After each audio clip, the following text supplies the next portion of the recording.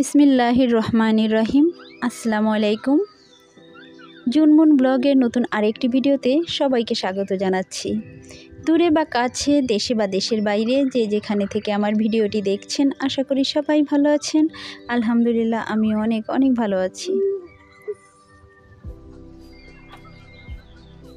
তো দৈনন্দিন কাজের আরেকটি ভিডিওতে সবাইকে আবারও স্বাগত জানাচ্ছি।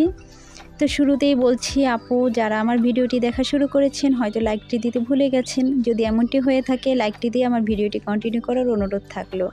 তো সকালবেলায় একদম হেসেলে দেখতেই পাচ্ছেন কি রান্না হবে, সেগুলো এক নজর আপনাদের দেখিয়ে দিলাম। এখানে আজ ডাল রান্না করব। ডালের সময় আমের সিজনে আম থাকবে না, এটা তো হতেই পারে না। কাঁচা আমটা ডালের সঙ্গে বেশ যায় এই সিজনটাতে। আর এখানে দেখতেই পাচ্ছেন আমি নিয়েছি এটা মটর কলাইয়ের ডাল। এটা হাতে তৈরি করা হয়েছে। এটা যেহেতু আমি ভয়েসটা একটু পরে দিচ্ছি, অসাধারণ হয়েছিল আসলে। ডালটা সত্যি খুব ভালো হয়েছিল। আজকে আর মাছ করছি না, আজকে থাকছে ডিম, উচ্ছে ভাজি আর ডাল। তো আজ খুব দ্রুত রান্নাবান্না করে চলে যেতে হবে এসএসসি পরীক্ষার হলে। আজ আমার ডিউটি রয়েছে, খুব ঝটপট করতে হচ্ছে। তো দেখুন আমি এখানে ডিম সিদ্ধর সময় খানিকটা লবণ দিয়ে দিই, এতে করে খুব ভালো ডিমটা ছিলা যায়। আসলে আমি এটা সঠিক জানতাম না, তো করে দেখলাম যে হ্যাঁ, খুবই ভালো যায়। আর এদিকে আমি ডালটা একটু ভিজিয়ে রাখছি। আমার এগুলো বাকি রান্নাগুলো হতে হতে ডালটা অনেকটাই ভিজে যাবে। আর রান্নাটা যাতে দ্রুত হয় সেজন্য আমি এই কাজটা করেছি। এটা একটা কিন্তু সহজ টিপস রইল। এরপরে আমি কাটা শুরু করলাম। তো যে কথা বলছিলাম যে আজ আমি এসএসসি পরীক্ষার হলে যাব, একটা টেনশন রয়েছে। বেশ দূরে আমার ডিউটিটা আজ, অর্থাৎ উপজেলায় যেতে হবে কেন্দ্রে। তো রুদ্ধশ্বাস, একেবারে রুদ্ধশ্বাস 3টি ঘন্টা। এটা স্টুডেন্টদের জন্য 3টি ঘন্টা, কিন্তু আমরা যারা ডিউটিতে থাকি, আমরা যারা এই দায়িত্বে থাকি, আমাদের কিন্তু 3টি ঘন্টা নয়, আমাদের আধা ঘন্টা আগে অবশ্যই কেন্দ্রে পৌঁছাতে হবে। আর 15 থেকে 20 মিনিট আগে আমাদেরকে হলে পৌঁছাতেই হবে, এটা আপনারা সবাই জানেন। আর তারপরে তো খুব কড়াকড়ির মধ্য দিয়ে এদের পরীক্ষাটা নিতে হবে। সব কিছু ওদের খাতার নম্বরগুলো লিখতে হবে, ওদের সাইন নিতে হবে, খাতাটা সাইন হলো কিনা সব কিছু দেখতে হবে, সবার সবটা হলো কিনা। যেহেতু এই একটা পরীক্ষার সঙ্গে প্রতিটি বাচ্চার ভবিষ্যৎ জড়িয়ে রয়েছে, যেমনটা আমাদেরও ছিল। তো দেখেন কথা বলতে বলতে আমার ডিম কিন্তু সিদ্ধ হয়ে গেছে। এই ডিমটা একটু দেখিয়ে নিচ্ছি, কেমন একটা সিট ভাব উপরে। এটা হচ্ছে টার্কি মুরগির ডিম, আর এটা সেটাই একটু দেখাচ্ছিলাম। আর হাঁসি ডিম, আমি ডিমগুলো এখন ছিলে নিচ্ছি আপুরা।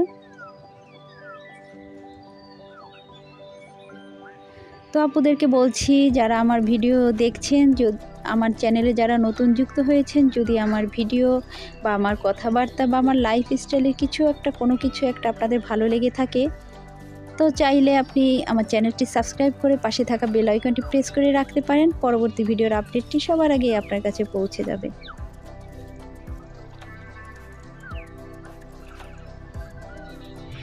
আজ যেহেতু বাড়িতে বেশি মানুষ ছিলাম না, আমি, বাচ্চার বাবা এবং ছোট মেয়েটাই ছিলাম, 3 জন। তো আমি এই রান্নাটাই করব। আরও একটা কথা, এখানে আমাদের কিন্তু প্রতিদিন সকালে একটা ভর্তা খাওয়ার অভ্যেস আছে, বিশেষ করে আমার খুবই ভালো লাগে। তো আমার এর মধ্যে কিন্তু ডিম ভাজিটা হয়ে গেছে, অনেকটা স্কিপ করেই হয়ে গেছে শেষটা। তো এখন আমি শুরু করব পরবর্তী আইটেম, অর্থাৎ উচ্ছে ভাজিটা শুরু করে দেব।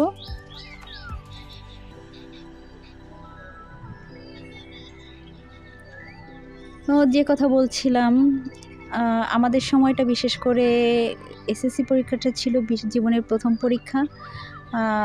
জীবনের প্রথম পরীক্ষা বলতে আর কি পাবলিক পরীক্ষা। এই পরীক্ষাটা আসলে জীবনের একটা অনেক বড় একটা অধ্যায়। 10টা বছর লেখাপড়া করার পরে একটা সার্টিফিকেট আমরা প্রথম পেতাম।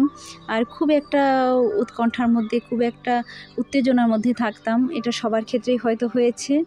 আর শুধু তাই না, এটা জীবনের একটা অনেক বড় একটা সিদ্ধান্ত।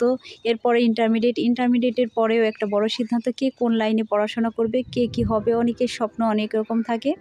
তো যাই হোক, সবার স্বপ্ন বাচ্চাদের পূরণ হোক, যারা পরীক্ষা দিচ্ছে প্রতিটি পরীক্ষার্থীর স্বপ্ন যেন পূরণ হয়, এই কামনা করি। তো দেখেন আমি কিন্তু চলেও এসেছি পরীক্ষার হল থেকে, এটা তার পরের ভিডিও।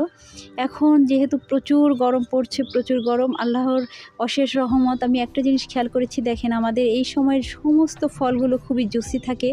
তো তরমুজ বলেন, জামরুল বলেন, আম বলেন, লিচু বলেন, যাই বলেন না কেন, যে ফলই বলেন না কেন, আতা ফল বলেন, সবকটা ফলই কিন্তু জুসি জুসি ফল। তো এগুলো আল্লাহর বিশেষ একটা রহমত। তা আমি এসে আগে তরমুজ কাটছিলাম সবাইকে দেওয়ার জন্য। তো দেখেন আমি এভাবেই কাটছিলাম। আমার ছোটো মেয়েটা এভাবে করে কেটে দিলে সে কামড়ে কামড়ে বেশ খেতে পছন্দ করে। ঠিক আমি তাই করছিলাম। সে আমার পাশে বসে আমাকে হেল্প করছিল।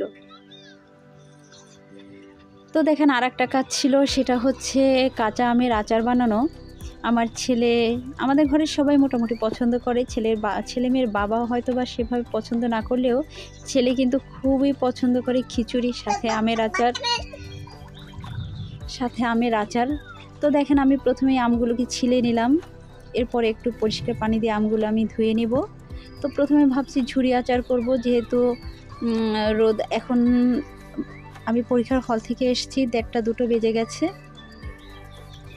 কারণ কি বাজবেই তো, একটাই পরীক্ষা শেষ হলেও প্রতিটা খাতা আমাদেরকে যত্ন করে হিসাব করে একেবারে পৌঁছে দিতে হবে, এবং খাতার উপরের যে বাচ্চারা রোল নম্বর এগুলো লেখে এগুলো ছিঁড়ে আলাদা করে তবেই ঠিকমতো সাবমিট করে আমাদেরকে আসতে হয়।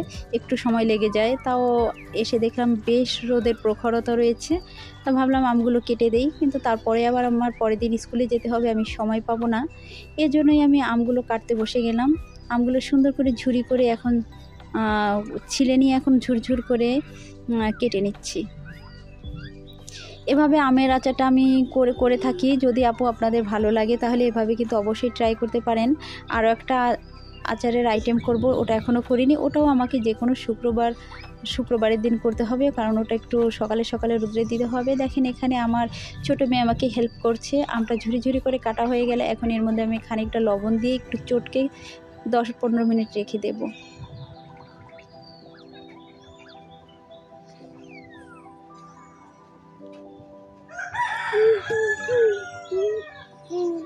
তো আলহামদুলিল্লাহ 10 মিনিট পরে দেখেন আমটা অনেকটাই সফট হয়ে গেছে। এখন আমি একটু কচলে নিয়ে আমের ভিতরে যে রসটা রয়েছে ওটা বের করার চেষ্টা করব। এর জন্য আমি একটা পরিষ্কার যে কোনো একটা সুতি কাপড় হলেই ভালো হয়। তো আমি এখানে গামছার এক কোণায় করে আমি চিপে চিপে দেখেন ভালো করে আমের রসগুলো বের করে নিচ্ছি। দুঃখিত আপুরা, আমি ভয়েস দিতে গেলেই আমার সঙ্গে এমনটা হয়। কোথাও না কোথাও মোড়কটা থাকবে এবং ঠিক টাইম মতো চলে আসবে। এটা আমি বারবার দেখেছি। তো দেখেন আমার আমের রসগুলো বের করা হয়েছে। দেখেন কত ঝুরঝুর হয়ে গেছে আমগুলো, শুকনো অনেকটাই। যদিও বেলা পড়ে এসছে, 2টো কিন্তু অলরেডি বেজে গেছে। আর এখানে আমি কিছু পেঁয়াজ কুচি করে নিয়েছি আর কিছু রসুন কুচি করে নিয়েছি। তো এগুলো করার পরে আমি একটা শুকনো খোলাই করেছি, 5 ফোড়ন ভেজে নিয়েছি। সেই 5 ফোড়নটা গুঁড়ি করে আমি এখন এগুলোর সাথে একসঙ্গে মাখিয়ে নেব। আর এর সাথে আমি কিছুটা হলুদ অ্যাড করেছি যাতে এর কালারটা ভালো আসে। আর 5 ফোড়নটায় কিন্তু অসাধারণ একটা ঘ্রাণ হয়েছে, খুবই ভালো লেগেছে। আপনারা চাইলে কিন্তু এভাবে করতে পারেন। আবার এর আগে আমি অনেক করেছি শুধু সাদামাঠাভাবেই, যে শুধু হলুদ দিয়ে আমি এটা নেড়ে দিয়েছি, হলুদ আর খানিকটা তেল দিয়ে। আজ কিন্তু আমি তেলও দিচ্ছি না, আর 5 ফোড়ন দিয়েছি, আর সাথে দেখতেই পাচ্ছেন হলুদ দিয়ে আর রসুন পেঁয়াজ কুচিগুলো দিয়ে এখন আমি 2টো প্লেটে সুন্দর করে ছড়িয়ে নেড়ে দেব।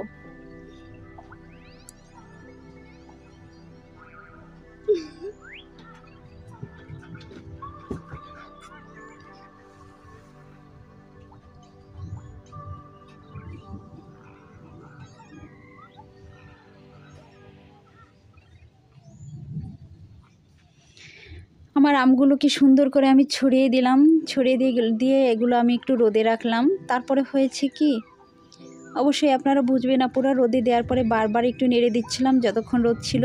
এখান থেকে ওখানে সরিয়ে নিচ্ছিলাম, ওখান থেকে ওখানে সরিয়ে নিচ্ছিলাম, কারণ 2টার সময় দিয়েছি, তার মানে 3টা বেজে গেলেই ছায়া পড়া শুরু হয়েছে। যেখানে একটু রোদ পাচ্ছিলাম আমি সেখানেই বারবার এটা নিয়ে ছড়িয়ে দিচ্ছিলাম, কিন্তু তারপরে আমার আমটা শুকায়নি। পরে আমি ফ্যানের নিচে রেখেছি। ফ্যানের নিচে রাখার পরে অনেকটাই ঝরঝরে হয়ে গিয়েছিল। আপনারাও চাইলে এভাবে করতে পারেন।